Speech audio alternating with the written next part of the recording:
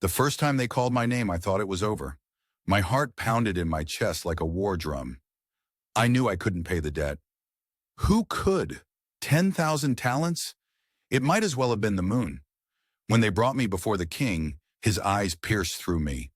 I stumbled over my excuses, my promises, my family, my children.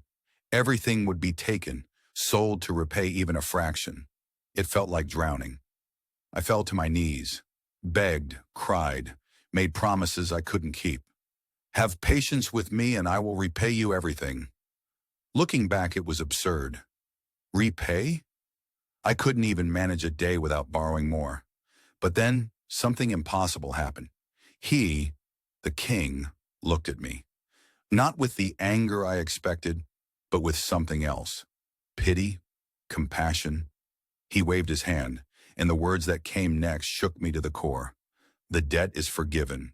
You're free to go. Forgiven. Just like that. I stumbled out of the throne room, numb.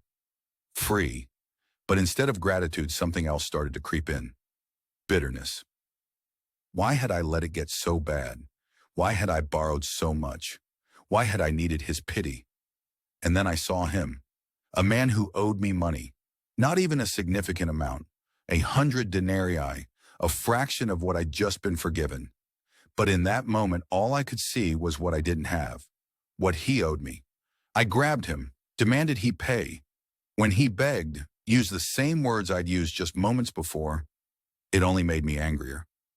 I choked out the words, "Pay what you owe." He couldn't. Of course, he couldn't. So I had him thrown into prison, let him feel what it's like to suffocate under the weight of debt. I didn't think anyone would notice, but they did. People talk.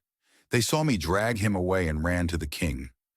When I was summoned back, the look in his eyes this time was different. Not pity, not compassion, rage. "You wicked servant," he said.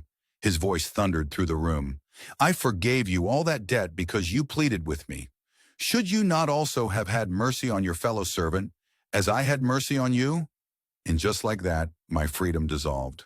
I was handed over to the jailers to face my own crushing debt. No escape this time. Now I sit in the dark, replaying it all. My arrogance, my greed, my blindness to the gift I was given. I had been shown a mercy I didn't deserve, and I squandered it. How could I have missed it? The weight of my own pride outweighed the gift of grace.